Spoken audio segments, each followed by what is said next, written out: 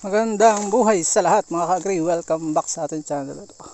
Sa maigsi natin vlog ay paliwanag ko sa inyo ba't hindi nabungan lang sa ones. Ganyan, may peste yan. May peste yan sa loob. Wala na, tumago na dahil naputol na, wala siya makain. Kaya pinuputol ko na. Ang una po ay may peste na sa loob, may uban. Yan ang hatol ko. Akin pong pinutol. Kahit wala pang peste sa loob, meron na po siyang peste sa labas. Kaya nag-uumpisa pa lang. Ito ay may peste na din, oh. Mga kaibigan, daga. Ayan, oh. Nasira yung kanilang bahay. Pinaputol ko na kaya na sa araw ito. Mga lansones namin. Dahil nga po hindi na nagbubunga. Ayan, oh. Putol. Pakita ko sa inyo yung may uban. Nadamay-damay na. Merong wala pang uban. Uban ay yung peste sa loob na tawag namin ay uban. Kaya gumanda bigla yung aming mangustin. Bumuka. Ang gandang tingnan. Kita ang linya. Ito.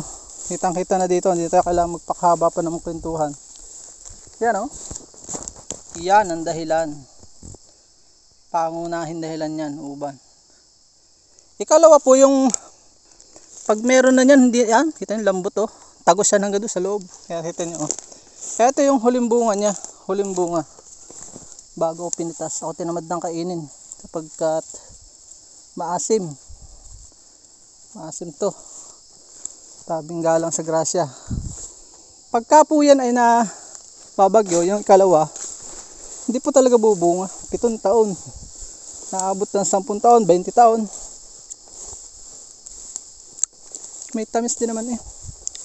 Isang araw kayong babalik kapag tuyo na. Ay acid yan, eh, oh. Kita nyo. Saglit lang. Wala pang maghapon.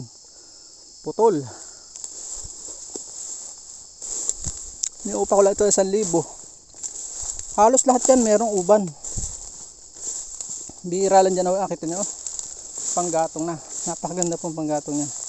Pag nabagyo po ang ikalawa, ikatlo po yung mismanagement. Tatlo lang naman po yung great reason. Mismanagement, kung ano yung mga wrong practice mo.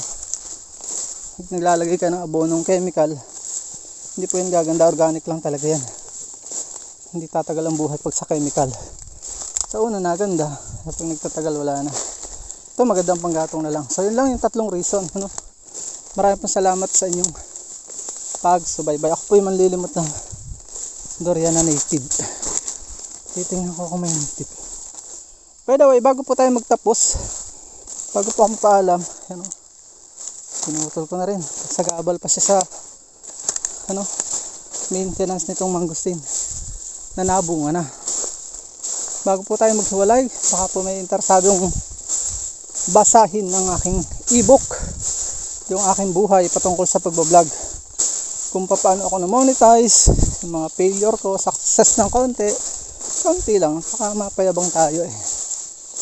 Ayun, kita nyo may longkong, oh, yun. Longkong lang yung tinira ko kasi high value crops siya, high value lansones. Hindi yung mga pinatay ko po native. May libro po akong binibenta for only 40 pesos. Hindi naman po fix siya sa 40. Ang unang bumili po niya sa Rodel in Nates channel, binayaran po niya ng 2019 kasi masyadong valuable para sa kanya yun.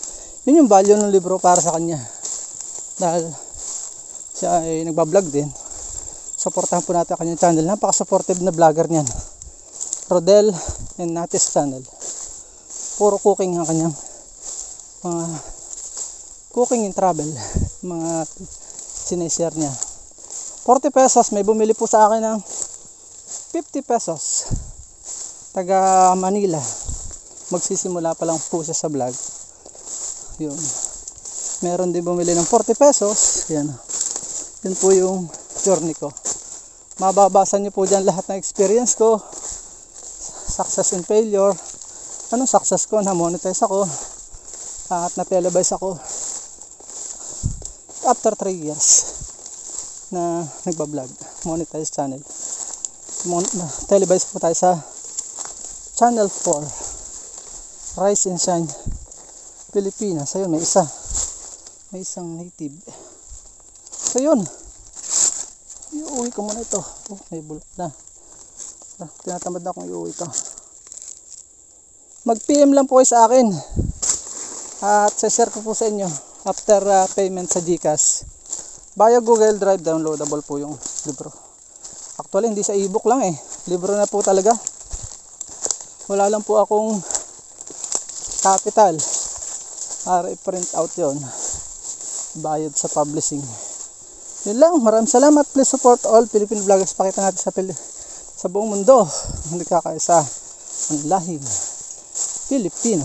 Paalam and God bless.